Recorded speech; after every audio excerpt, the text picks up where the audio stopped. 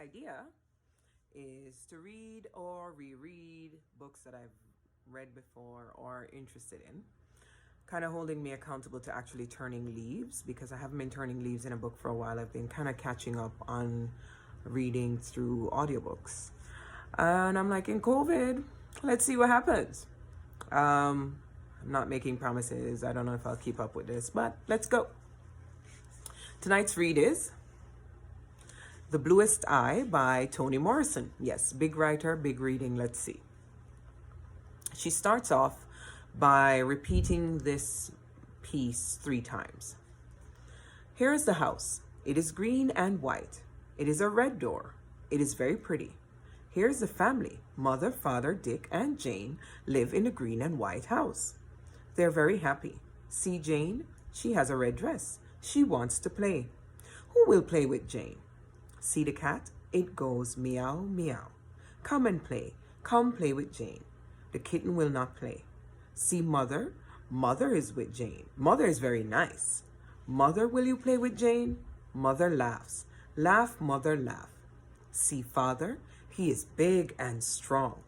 Father, will you play with Jane? Father is smiling. Smile, Father, smile. See the dog? Bow wow goes the dog. Do you want to play with Jane? See the dog run. Run, dog, run. Look, look, here comes a friend. The friend will play with Jane. They will play a good game. Play, Jane, play. And then she gets into it. Quiet as it's kept, there were no marigolds in the fall of 1941. We thought at the time that it was because Piccola was having her father's baby that the marigolds did not grow. A little examination and much less melancholy would have proved to us that our seeds were not the only ones that did not sprout. Nobody's did. Not even the gardens fronting the lake showed marigolds that year.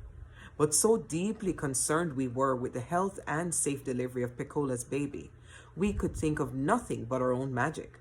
If we planted the seeds and said the right words over them, they would blossom, and everything would be all right. It was a long time before my sister and I admitted to ourselves that no green was going to sprout from our seeds. Once we knew, our guilt was relieved only by fights and mutual accusations about who was to blame. For years, I thought my sister was right. It was my fault. I had planted them too far down in the earth. It never occurred to either of us that the earth itself might have been unyielding.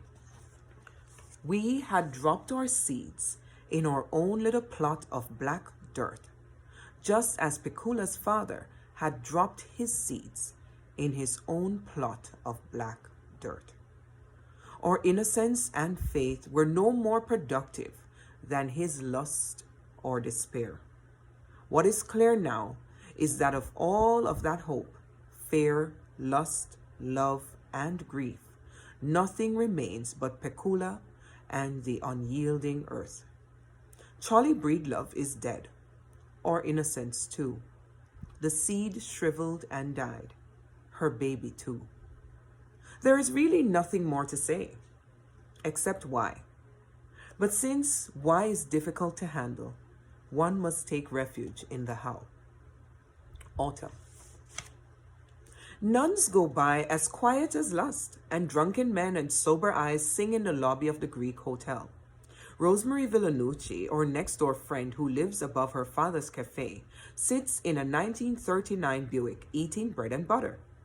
She rolls down the window to tell my sister Frida and me that we can't come in. We stare at her, wanting her bread, but more than that, wanting to poke the arrogance out of her eyes and smash the pride of ownership that curls her chewing mouth. When she comes out of the car, we will beat her up, make red marks on her white skin, and she will cry and ask us, do we want her to pull down her pants? We will say no. We don't know what we should feel or do if she does. But whenever she asks us, we know she's offering us something precious that our own pride must be asserted by refusing to accept. School has started, and Frida and I get new brown stockings and cod liver oil. Grown-ups talk in tired, edgy voices about Zick's coal company and take us along in the evening to the railroad tracks where we fill burlap sacks with the tiny pieces of coal lying about. Later, we walk home, glancing back to see the great carloads of slag being dumped red hot and smoking into the ravine that skirts the steel mill. The dying fire lights the sky with a dull orange glow. Frida and I lag behind, staring at a patch of color surrounded by black. It is impossible not to feel a shiver when our feet leave the gravel path and sink into the dead grass in the field. Our house is old, cold, and green. At night, a kerosene lamp lights one large room. The others are braced in darkness, peopled by roaches and mice. Adults do not talk to us. They give us directions. They issue orders without providing information. When we trip and fall down, they glance at us. If we cut or bruise ourselves, they ask us, are we crazy? When we catch colds, they shake their heads in disgust at our lack of consideration. How, they ask us, do you expect anybody to get anything done if you all are sick? We cannot answer them.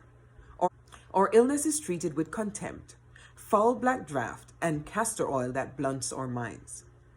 When on a day after a trip to collect coal, I cough once, loudly, through bronchial tubes already packed tight with phlegm, my mother frowns. Great Jesus! Get on in that bed! How many times do I have to tell you to wear something on your head? You must be the biggest fool in this town. Frida! Get some rags and stuff that window. Frida restuffs the window. I trudge off to bed, full of guilt and self-pity. I lie down in my underwear. The metal of my black garters hurt my legs, but I do not take them off, for it is too cold to lie stockingless. It takes a long time for my body to heat its place in the bed. Once I have generated a silhouette of warmth, I dare not move, for there is a cold place 1/2 inch in any direction. No one speaks to me or asks how I feel. In an hour or two, my mother comes. Her hands are large and rough, and when she rubs the Vicks salves on my chest, I'm rigid with pain. She takes 2 fingers, full of it at a time, and massages my chest until I am faint. Just when I think I will tip over into a scream, she scoops out a little of a salve on her forefinger and puts it in my mouth, telling me to swallow. A hot flannel is wrapped around my neck and chest. I'm covered up with heavy quilts and ordered to sweat, which I do promptly. Later, I throw up, and my mother says, "What did you puke on the bedclothes for? Oh, don't you have sense enough to hold your head out the bed? Now look what you did. You think I got time for nothing but washing up your puke?" The puke swaddles down the pillow, onto the sheet, green-gray, with flecks of orange. It moves like the inside of an uncooked egg, stubbornly clinging to its own mass, refusing to break up and be removed. How, I wonder, can it be so neat and nasty at the same time? My mother's voice drones on. She's not talking to me. She's talking to the puke, but she's calling it my name. Claudia. She wipes it up as best she can and puts a scratchy towel over the large wet place. I lie down again. The rags have fallen from the window crack and the air is cold. I dare not call her back, and I'm reluctant to leave my warmth. My mother's anger humiliates me. Her words chafe my cheeks, and I am crying. I do not know that she's not angry at me, but at my sickness. I believe she despises my weakness for letting the sickness take hold. By and by, I will not get sick. I will refuse to. But for now, I'm crying. I know I'm making more snot, but I can't stop. My sister comes in. Her eyes are full of sorrow. She sings to me. When the deep purple falls over sleepy garden walls, someone thinks of me. I doze, thinking of plums, walls, and someone. But was it really like that? As painful as I remember? Only mildly. Or rather, It was a productive and fructifying pain. Love, thick and dark as Alaga syrup, eased up into that cracked window. I could smell it, taste it, sweet, musty, with an edge of wintergreen in its base. Everywhere in that house, it stuck along with my tongue to the frosted window panes. It coated my chest along with the salve, and when the flannel came undone in my sleep, the clear, sharp curves of air outlined its presence on my throat. In the night, when my coughing was dry and tough, feet padded into the room, hands repinned the flannel, readjusted the quilt, and rested a moment on my forehead. So when I think of autumn, I think of somebody with hands who does not want me to die.